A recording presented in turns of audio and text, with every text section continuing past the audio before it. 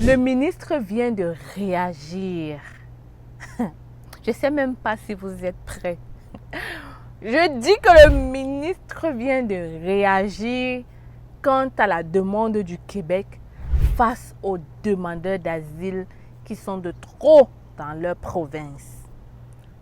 I don't know. Je ne sais pas si vous êtes prêts.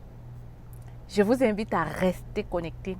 Je vous explique tout avec preuve à l'appui après le générique.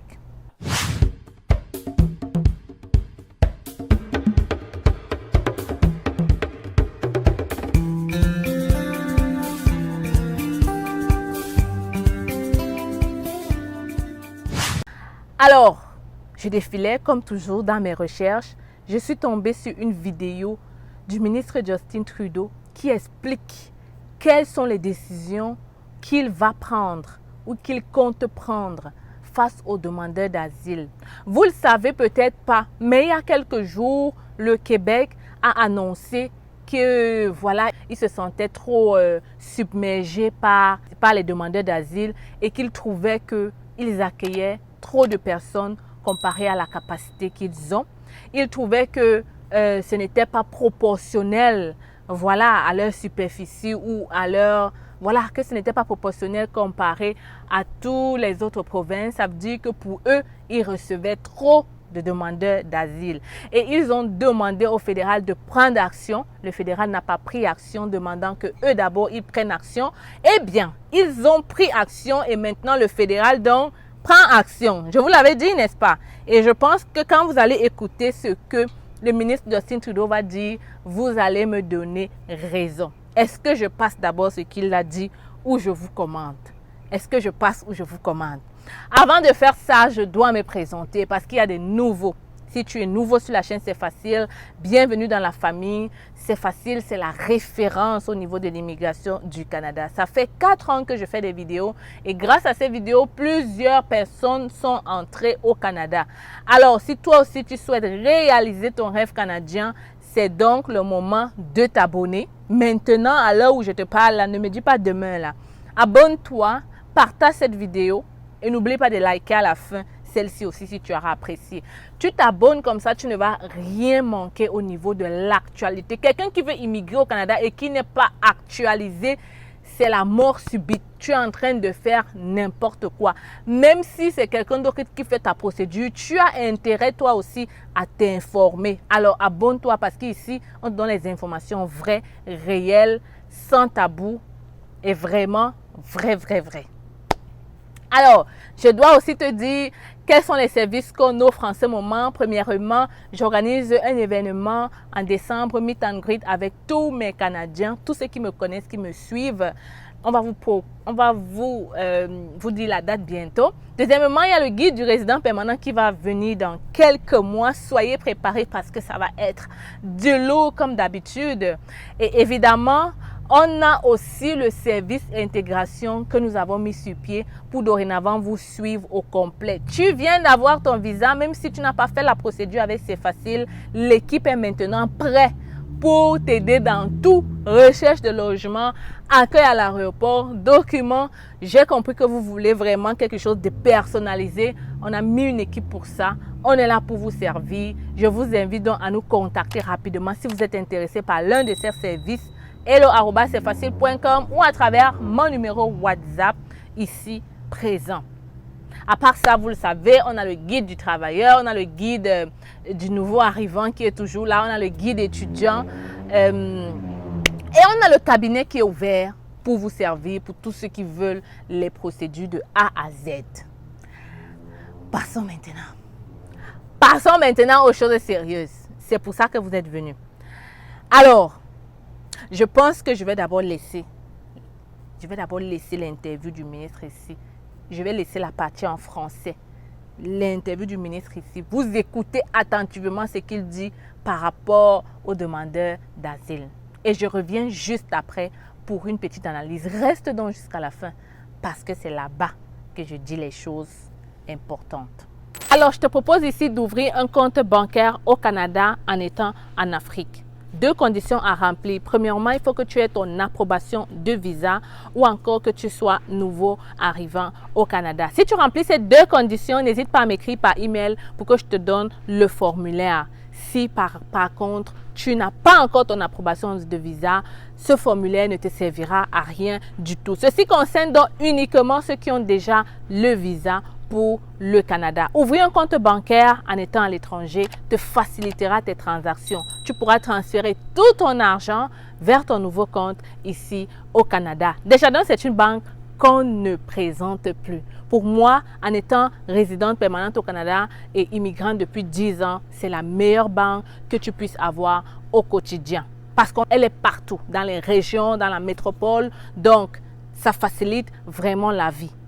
Je t'invite donc à m'écrire rapidement par email pour profiter de cette occasion. hello@cfacile.com. C'est totalement gratuit. Je suis sorti simplement pour parler de la déclaration du premier ministre Higgs du Nouveau-Brunswick à l'effet que le fédéral allait forcer 4600 demandeurs d'asile sur le Nouveau-Brunswick sans compensation financière. C'est totalement faux. On travaille depuis le début de l'été moi, je travaille depuis le début de l'été avec mes collègues en immigration des provinces sur un modèle de répartition de demandeurs d'asile, notamment pour enlever la pression sur le Québec et l'Ontario, qui reçoivent plus que leur juste part par pourcentage de la population que les autres provinces. On s'attend à ce que les provinces soient présentes, qui répondent à l'appel et qui prennent leur part de la population des demandeurs d'asile. Mais les modèles sur lesquels on travaille présument le consentement des provinces et une compensation financière à l'appui, évidemment pour accueillir les demandeurs d'asile. J'ai jamais eu le sentiment que le Nouveau-Brunswick voulait des demandeurs d'asile, peu importe s'il y avait compensation financière. Donc, la déclaration de M. Higgs aujourd'hui est entièrement cavalière et irresponsable dans le contexte. J'ai eu beaucoup de rétroactions, d'interactions positives avec les provinces et leur volonté de travailler sur un enjeu auquel le Canada fait face, comme tant d'autres pays, en ce qui a trait à l'accueil et la répartition équitable des demandeurs d'asile. C'est quelque chose, c'est un travail qui va continuer, mais c'est pas quelque chose qui peut se résumer dans le tweet de M. Higgs. Et je pense que c'est entièrement irresponsable de prétendre qu'on va forcer le Nouveau-Brunswick à prendre 4600 demandeurs d'asile. Bien, je présume que le chiffre, je présume que le chiffre représente le pourcentage de la population du Nouveau-Brunswick par rapport à la population totale du Canada, divisé par le nombre de demandeurs d'asile qui sont présentés aux frontières du Canada durant la dernière année. C'est sûr qu'un demandeur d'asile ne se comporte pas nécessairement comme un autre. Il y a des gens qui se dirigent naturellement vers d'autres communautés. On sait qu'on a eu cette discussion surtout avec le Québec, avec les gens qui font une migration secondaire, notamment à la ville de Toronto. Quand un demandeur d'asile se présente au Canada, parfois ils ont entendu parler uniquement d'une ou de 2, 3 villes. Ce ne serait pas nécessairement naturel qu'ils se dirigent directement vers les territoires du Nord-Ouest, par exemple. Mais dans une fédération comme le Canada, on s'attend à une répartition équitable et juste des demandeurs d'asile. Donc, le chiffre, je ne peux que présumer que c'était le chiffre que représente le demandeur d'asile. Ouais. Et même dans le cas où, situation utopique, où le Nouveau-Brunswick consentirait à prendre des demandeurs d'asile, ce ne serait pas sans compensation financière, puis l'appui du fédéral pour s'assurer qu'on soit bien arrimé. Sachez que depuis 2017, on opère des hôtels à travers le pays. C'est pas idéal, ça coûte très cher, et c'est le fédéral qui s'en occupe quasiment entièrement, et ça a un impact sur les villes hautes, et ça a un impact sur les provinces. Donc, c'est pas la façon idéale de faire les choses. Le groupe de travail que j'ai formé cet été, justement, s'attaque à ce problème, puis fait en sorte que les provinces prennent place dans cet important défi auquel fait face non seulement le Canada, mais bien d'autres pays vers lesquels les demandeurs d'asile se dirigent.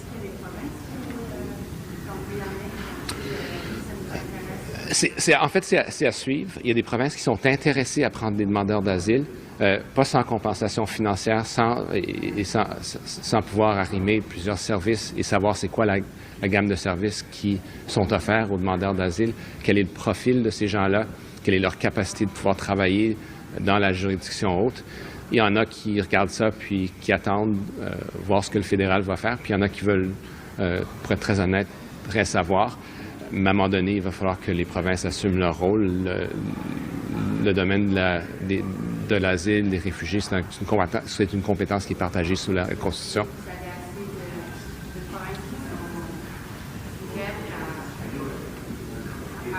Il y en a qui sont ouverts, mais c'est une discussion qui est à suivre. D'abord, il faut s'entendre sur quel est ce chiffre, quels sont les gens qui sont vulnérables, qui ont consenti à être déplacés. Je l'ai dit souvent, je vais le répéter, on ne peut pas traiter les gens comme du bétail. Ça prend le consentement de ces gens-là, ça prend le consentement des provinces. Évidemment, c'est quelque chose qui prend plus de détails et plus de nuances qu'un tweet irresponsable d'un premier ministre qui prend position peut-être sur les demandeurs d'asile, sur le dos des demandeurs d'asile.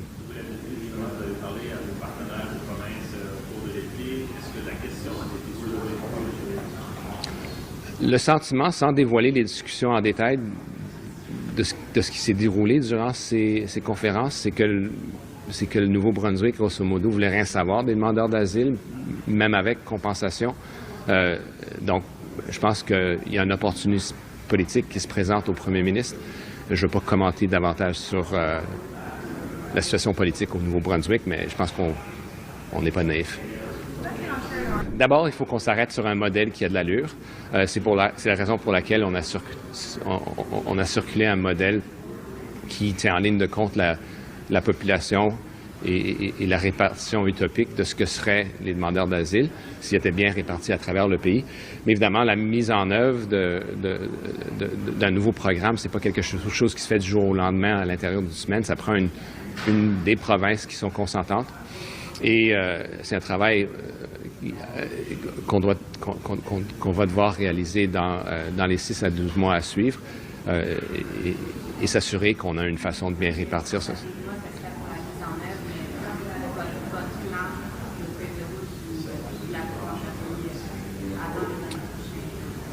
Bien, je pense qu'il nous reste encore une discussion à avoir avec mes collègues ministres des provinces dans la semaine à suivre.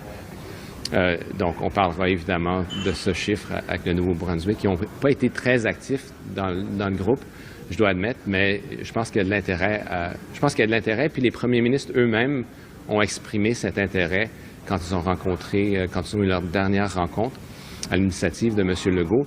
Donc, je pense qu'il faut qu'ils tiennent leur parole. Mais évidemment, ça prend du concret, puis c'est ça qu'on met sur la table.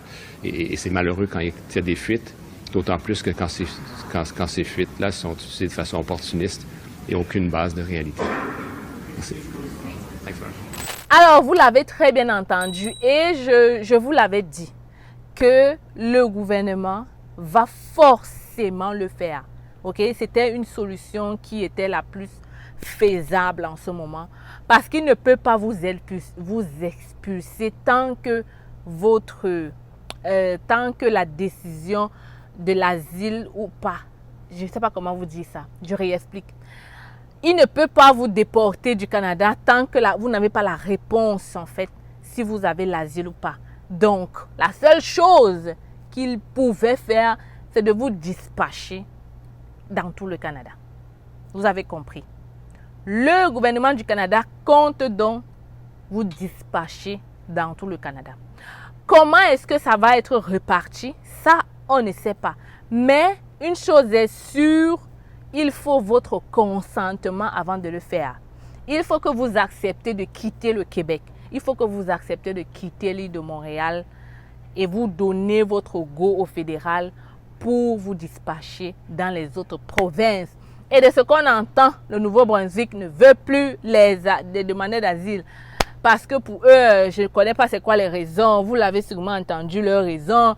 Mais ils ont dit qu'ils ne veulent pas les demandeurs d'asile.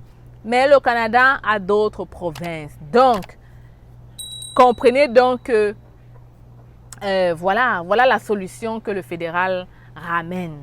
Et je pense qu'ils répondent ainsi. Et la question que je me pose encore, malgré cela, c'est le Québec, lui, a demandé au fédéral d'agir, n'est-ce pas, en enlevant tous ces demandeurs d'asile du Québec parce que c'était de trop.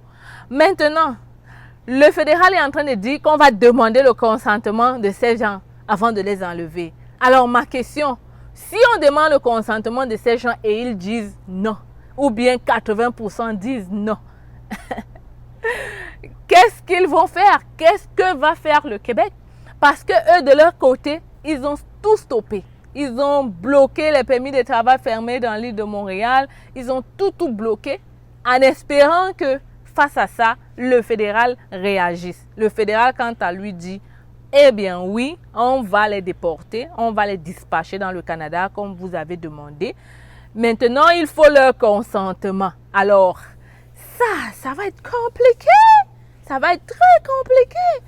Parce que vous imaginez des gens qui ont déjà fait 1 an, 6 mois, 7 mois, qui ont déjà leur loyer, qui ont leur bail en cours, qui ont déjà leur vie, potentiellement leur travail, potentiellement même ils ont créé déjà des liaisons autour d'eux. On vient leur dire que allez-y, on vous amène dans un autre pays, dans une autre province. Vous êtes d'accord ou pas d'accord? Je pense que la majorité des gens qui vont être d'accord, c'est des gens qui viennent d'arriver peut-être, qui n'ont même pas encore eu le temps de s'asseoir et de poser leur truc. Les gens qui sont là depuis longtemps, ça va un peu être difficile. Ça va un peu être difficile. Surtout que rien ne te garantit qu'en quittant le Québec, on te donnera cet asile-là. Rien ne te garantit qu'en quittant le Québec, on te donnera cet asile-là. Donc, je ne suis pas celle qui va vous dire quitter. Je ne suis pas celle qui va vous dire ne quittez pas. Vous êtes maître de votre décision. C'est à vous d'analyser et de continuer de regarder les discours, où est-ce qu'ils s'en vont et d'être smart quant à votre décision. Franchement, Stell Diffac ne peut pas ici, à l'heure où on parle, vous dire quoi faire parce que je n'ai même pas l'aptitude de ça, en fait. C'est vous qui devez décider. Moi, je vous donne les informations telles que c'est écrit dans les journaux et tout. Après, c'est vous qui décidez. Mais maintenant, il faut bien décider.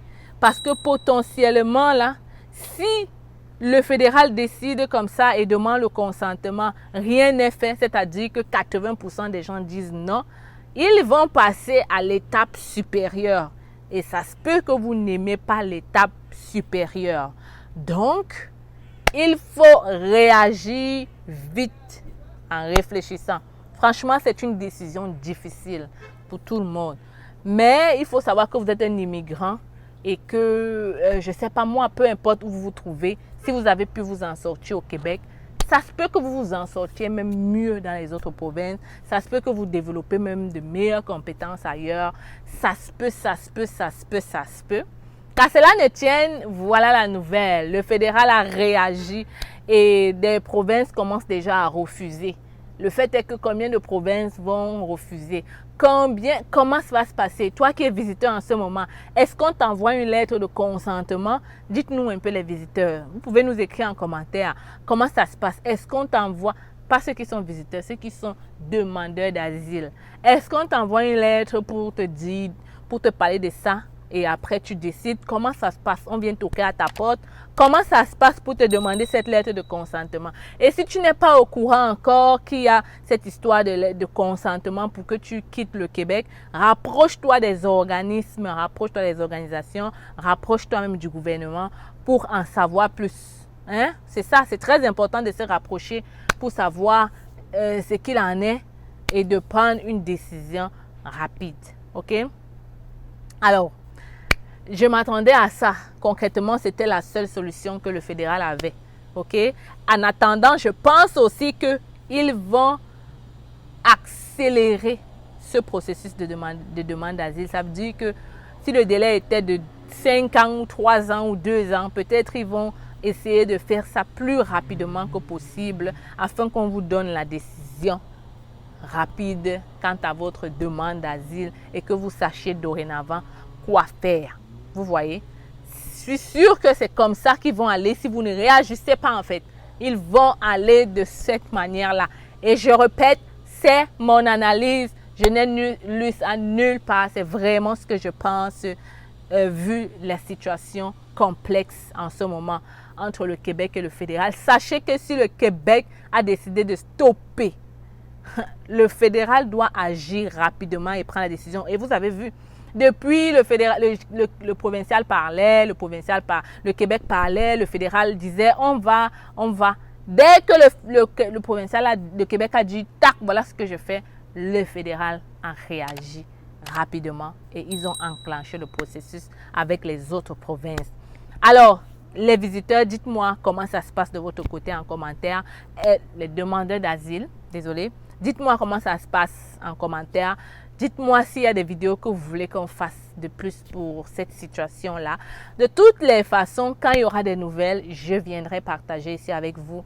N'hésitez donc pas à vous abonner, à partager cette vidéo et nous contacter par notre email au besoin.